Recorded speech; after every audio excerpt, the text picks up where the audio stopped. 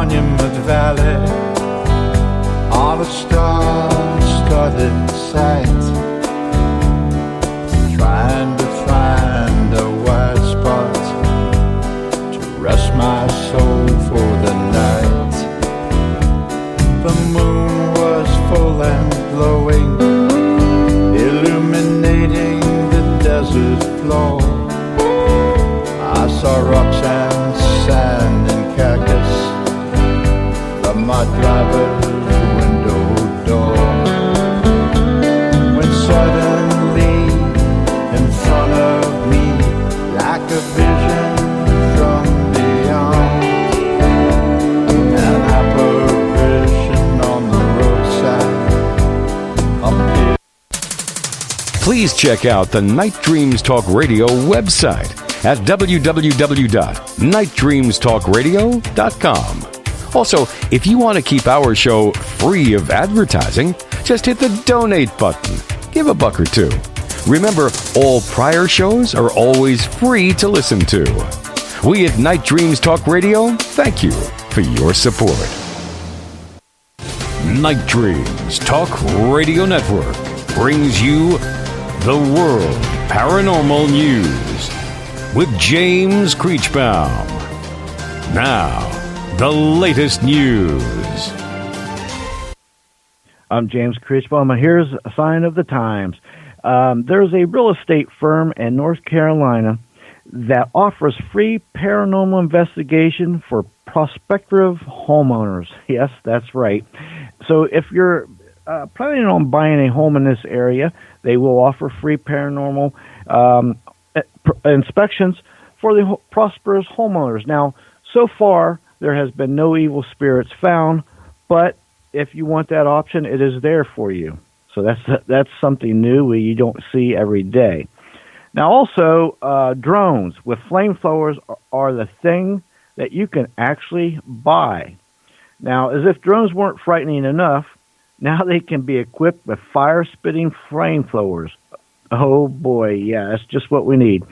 Flamethrower drone's attachment is capable of shooting targets with flames from 25 feet away. Every gallon of fuel capacity will get you 100 seconds of firing time. According to the flamethrower model, it is made from carbon fiber and designed for drones with 5-pound payload capacity or more.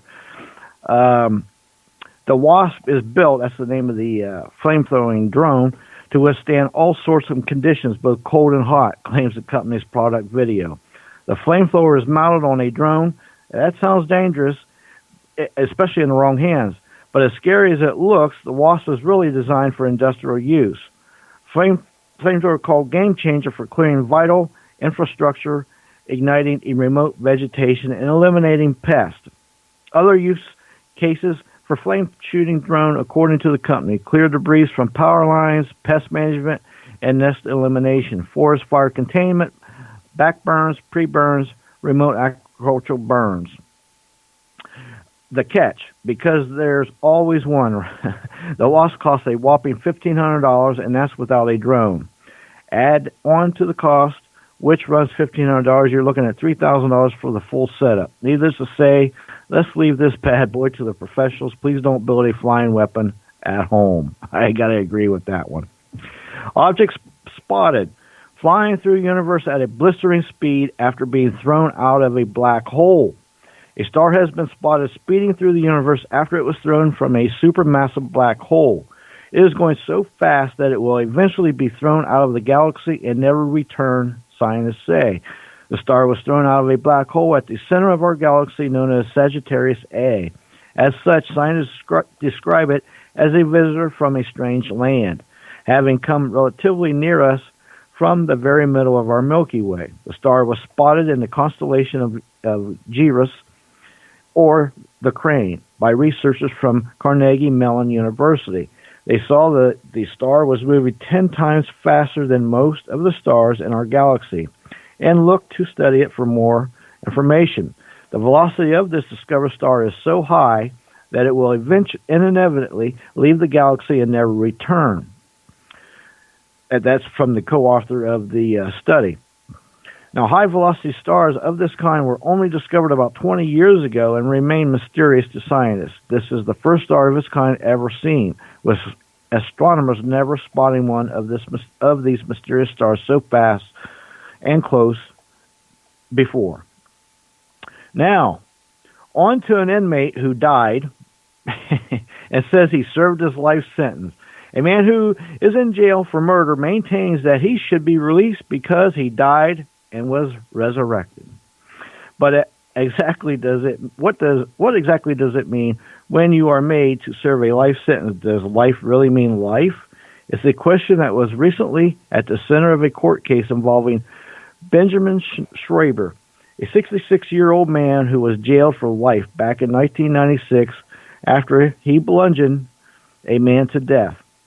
In 2015, however, Schreiber suffered severe septic poisoning due to complications from a kidney stones. He was rushed to a hospital where his heart stopped and he had to be resurrected. After recovering from the ordeal, Schreiber began to contend that because he had died, he had actually served his life sentence and was now being held illegally in prison.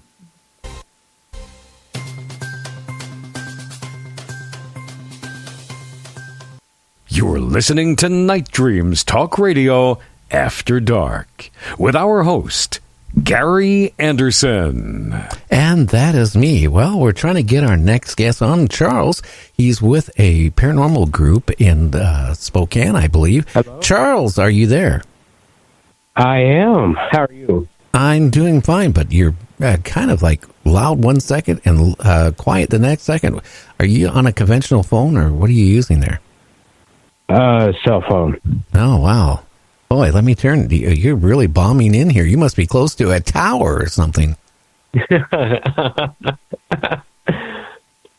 Well, why don't you tell us a little bit about yourself and the group that you're in? Okay, well, my name's Charles Johnson, and I originally grew up in Kentucky. I spent the first 30-some years there. And after that, I moved to Spokane, Washington, where I live now. The group I'm in is East Washington Paranormal Group, and we love to investigate anything like a business or a home or any area that might have supposedly paranormal activity going on. Interesting. Now, how long has this been going on, Charles? Well, for me, my interest in the paranormal has been since childhood, and I'm now 47. Our group has been together about 4 or 5 years now, and we just love what we do. Interesting. Have you had some really interesting cases that really make you wonder, is life over when we die, or have you got any proof, or have you found anything major to show that there's life after death? I guess it depends on your definition of proof or evidence. We get a lot of what we consider evidence through our instruments, our devices, but we've also personally experienced things that we consider evidence, feeling cold waves of energy. One of my first cases, I saw a closet door open by itself, and we proceeded to shut the door and try to walk up and down the hallway to recreate it, and we were unable to. So that was pretty startling. Interesting. Now, I'm going to have James. He's my co-host. And he is a noted, investigator. He's been investigating, of the paranormal, of ghosts and all this stuff for many, many, many years. So he has a lot of questions to ask you, Charles, if you don't mind. Oh, great. Yeah. Go ahead, James. Hey, Charles, how you doing? I'm doing well. You've been investigating. Do you have a team? You go in, do you help people, or what's your premise? What are you guys all about? Whether the person or family or whatever the case might be just wants to know what's going on to help understand things, or if they actually need help in getting rid of something they might consider harmful or scaring or whatever the case might be. Right. Now, on some of your investigations throughout the years, have you ever unknowingly and then found out later you may have brought something home to your own house? There's one case in particular that is questionable. My wife and I, we live in a little apartment, and when we got married, we had on the wall the stencils that said faith, love, and hope, which is, I think, a pretty common practice. So I went on an investigation late at night. It was a Saturday night, and when I got up the next morning, my wife pointed out that something had pulled the word faith halfway off. And I just thought that was kind of, it's never happened before, never happened since. Also in our little apartment, I was using our SLS camera. That's the Kinect technology that was made for the Xbox. That tracks body motion. So I picked up a couple of stick figures in our living room. And then, what happened? Was you alarmed? Did you figure you might have brought something home? And how did you react to that, or did you get rid of them? That did cross my mind. That was, I think, a possibility. But if there is something here, it's never harmed us or caused any problems or anything. But with the word faith being pulled off the wall halfway and the stick figures, it kind of makes you wonder. Yeah, I guess so. Go ahead. I've caught a couple of EVPs here of a child's voice, and we don't have children, so I'm not sure what to make of that. Yeah, that's interesting, especially a child's voice. That's kind of alarming sometimes. I just know from my experiences that I always get a red flag. I'm on guard when I hear child, because a lot of stuff mimics children, to kind of lull you in. Just be aware, don't let your guard down. Right. Would you consider that a possible demonic? Well, there's a lot more that goes into it. I've seen evil spirits mimic children to kind of lull you in, right. You know what I mean?